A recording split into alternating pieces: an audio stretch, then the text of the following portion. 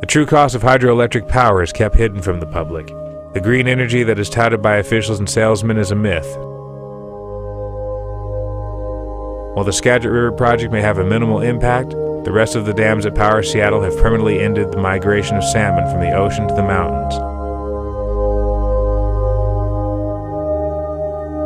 The majority of Seattle's electricity comes from the Boundary Dam along the Pend-Oreille River just south of the Canadian border.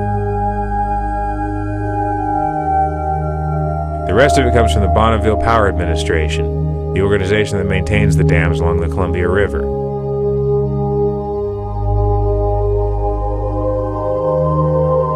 These dams are some of the most ecologically destructive in the country and prevent the salmon from entering nearly half of their original habitat.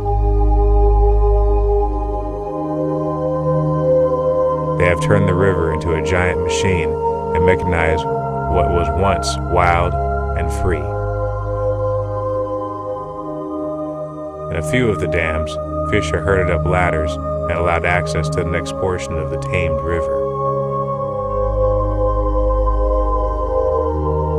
Prior to colonization, nearly 50 million salmon entered the Columbia each year. By the 21st century, that number had dropped to 2 million.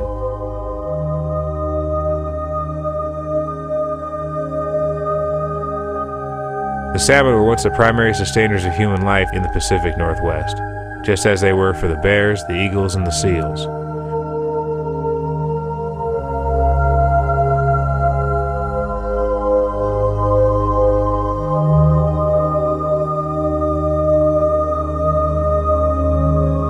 For countless centuries, human life was tied to the rivers and the fish. Both lived within the same cycles of birth and death. But now these salmon have been replaced by electricity, agriculture, and food importation. In the place of a river that provided life for all, there are now hydroelectric dams providing green energy to the cities of the Pacific Northwest. Humans have traded their harmony with the earth for an inefficient and expensive network that keeps them chained to the metropolis. The electricity that lights Seattle comes at the expense of freedom. Electricity has enslaved the river, just as it has enslaved the humans it keeps alive.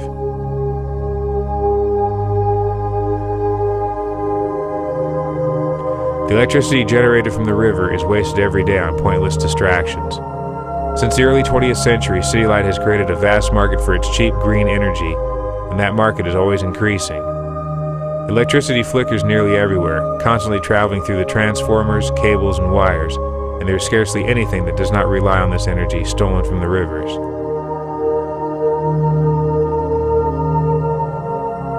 Most people do not understand the extent of what they have lost. The world of electric light overpowers their imaginations and dulls their understanding of nature. They care only for progress, invention, and speed.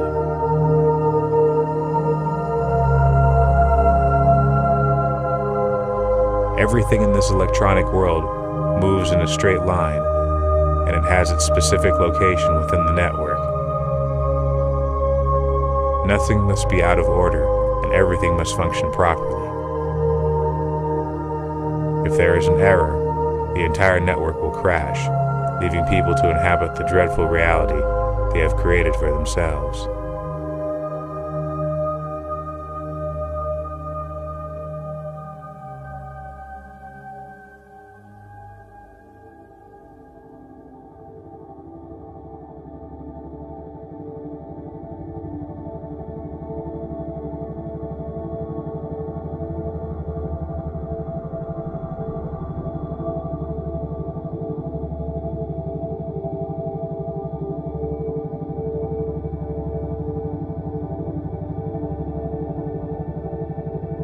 The guerrilla struggle offers one way, although by no means the only way, in which revolutionaries can make militant demands on the system, put cracks in the walls, and break down the capitalist system. Every revolution has an underground, and not all of the people are combatants. They are technicians, writers, printers, forgers, harborers, drivers, suppliers, and a host of others. They are all equally important and have always been done by ordinary working people. not mythical hero types. But what revolutionaries must begin to confront is that, whatever they are doing, revolution is illegal.